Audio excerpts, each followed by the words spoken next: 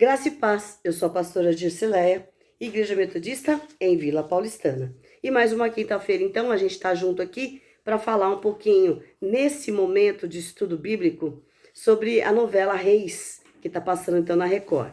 Olha que interessante, estamos na semana de Páscoa, hoje é quinta-feira santa, como a gente poderia dizer. Em algumas igrejas nós estamos aí com a cerimônia do lava-pés acontecendo.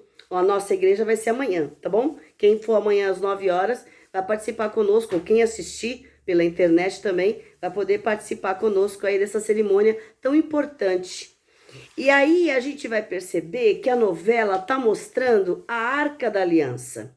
A novela tá mostrando que a Arca é a presença de Deus entre o povo de Israel. A gente percebe que a arca foi tomada pelos filisteus e aconteceu uma série de incidentes, de tumores, de doenças horríveis para com esse povo que pegou a arca. E como a arca ela é pura, ela é santa, ela é do Senhor, ninguém podia tocar.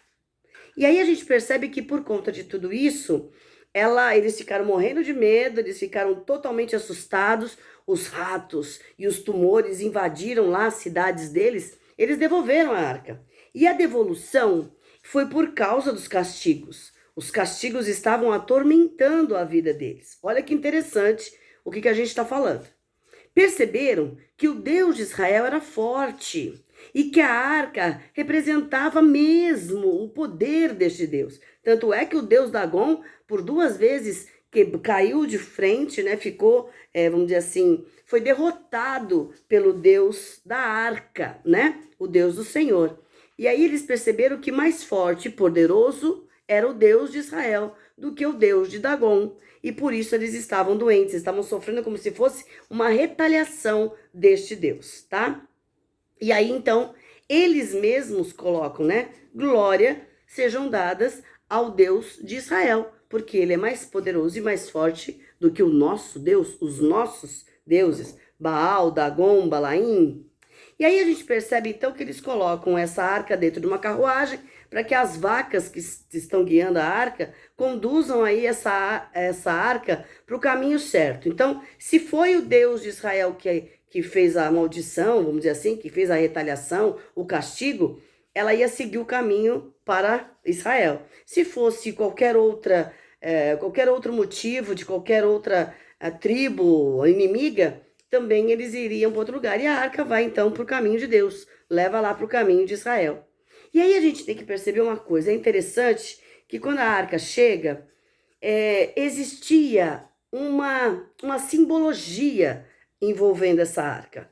A arca, como ela era a presença de Deus, a lei de Moisés dizia que somente os levitas podiam transportar a arca e não podiam tocar nela nem diretamente, porque era muito perigoso para a vida deles, por causa da presença do poder de Deus. Estes homens de Bet, eles praticamente trataram a arca com uma falta de respeito muito grande. Parece que eles nunca tinham ouvido falar do que era a arca, da lei de Moisés, do que ia acontecer se houvesse algum desrespeito quanto à arca. E eles literalmente desrespeitaram a arca. Sabiam que não podiam fazer isso, mas era assim, eles começaram a olhar o que tinha dentro. Vamos abrir, vamos ver o que tem dentro. E é interessante que neste momento, alguns homens ainda têm o amuleto do Deus Dagon, ainda têm amuletos e têm ainda ídolos pendurados com eles. Olha o que o Senhor está dizendo para mim e para você. E aí então, todo este símbolo de Deus, para eles, estava sem sentido nenhum. Deus já tinha abandonado mesmo, eles já tinham perdido a guerra, eles já tinham perdido até a própria arca, o Senhor já tinha até permitido que a arca fosse para o outro lado, então eles estavam achando que Deus não estava tão sério assim, não era tão sério assim, não é tudo isso, não, mas não precisa fazer tudo isso, a arca também não tem problema. E aí eles abrem a arca e eles começam a olhar dentro da arca o que tem. Na novela mostra, tem as tábuas da lei, e tem alguns elementos muito importantes para a condução do povo, do sacerdote em si, para falar com o povo. E aí, gente, eles agiram com tanta arrogância, com tanta despretensão com relação aos cuidados de Deus, do que era de Deus, que eles olharam para dentro da arca, chamaram outras pessoas para olhar e agiram com muita irreverência, essa é a palavra, né? Não tiveram aquela obediência, aquele cuidado com a coisa do Senhor, pelo sagrado de Deus. E eles violaram, desrespeitaram a lei de Moisés. Gente, Deus é santo. Se a arca simbolizava Deus, Deus estava presente na arca. Deus é santo e a arca então não poderia ser desrespeitada. Quem ministra, quem cuida do templo, do santuário, quem ia cuidar da arca também precisava ter santidade. Também precisava ser uma pessoa especial para estar perto da arca.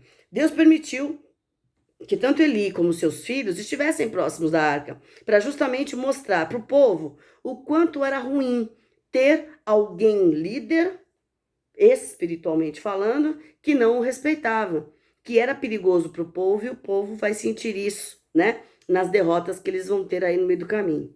E a santidade, gente, é o caráter de Deus. Deus chama todos para serem santos, né? E o povo, então, sabendo de toda essa questão, e é interessante que a gente vai ver que todos aqueles que vão agir com desrespeito, eles vão morrer. Eles vão acabar sendo mortos. E aí a gente percebe, então, que o povo se assusta muito. Como é que Deus pode matar tanta gente assim do nosso povo? Responderam a tudo isso com muita murmuração, terror e frustração. Era isso que eles sentiam nesse momento, então, que eles estavam presenciando toda essa questão da arca, da desobediência, do desrespeito, e alguns falavam, não faz isso, a arca não pode fazer isso, ninguém pode chegar perto da arca, deixa que a gente chama os levitas, chama alguém para fazer isso. E eles sabiam que era um momento muito importante e sagrado diante de Deus.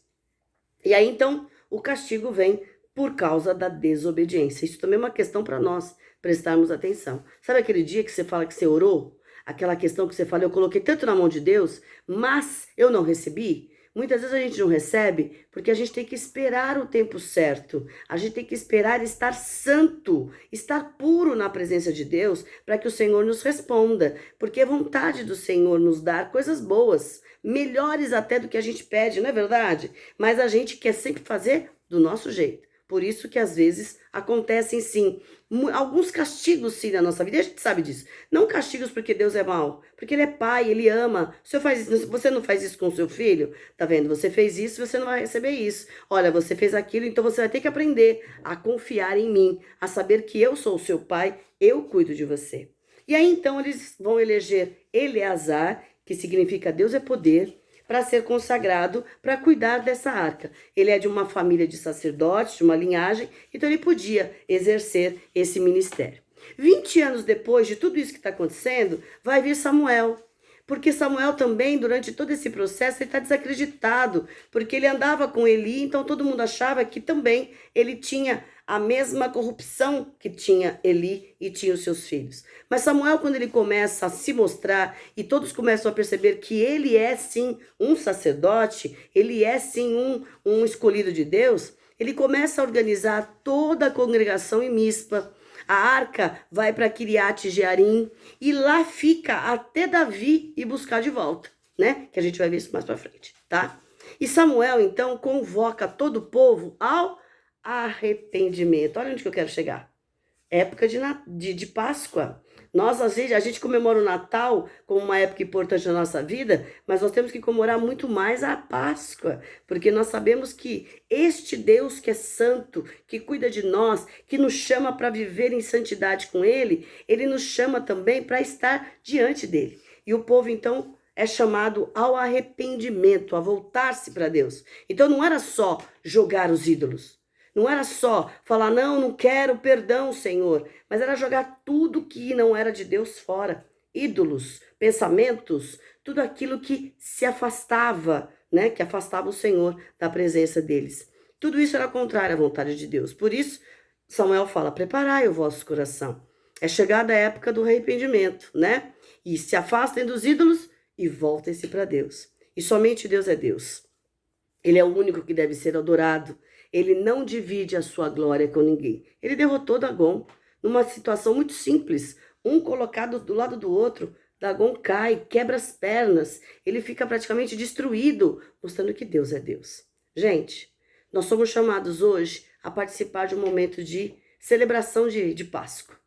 Lembrando a morte de Jesus, o sacrifício na cruz, lembrando que por causa da morte veio a ressurreição, que mostra que Deus o fez como alguém merecedor de honra, de glória. E nós devemos a este Deus honra, glória e louvor. Servir, adorar, louvar, ser verdadeiros adoradores que adorem em espírito e verdade, que não tem outros deuses, que não tem outros pensamentos, que não tem mais nada na vida a não ser louvar ao Senhor. Que tenho eu, Senhor, além de ti? Toma minha vida, toma minha família, somos teus, pertencemos a ti. Tudo para o Senhor tem que ser santo, porque Ele é santo. É um convite para que a gente pense, para que a gente lembre, para que a gente não esqueça que o Senhor nosso Deus nos convida a viver diante da sua presença.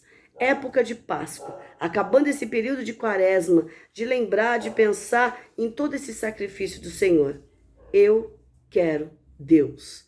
Eu amo a Jesus e que o Espírito Santo continue me santificando a cada manhã. E se eu errar hoje, se eu errar amanhã, se eu errar qualquer outro momento, eu me arrependo sim e me volto ao Senhor, porque eu sei que a arca está no meu coração.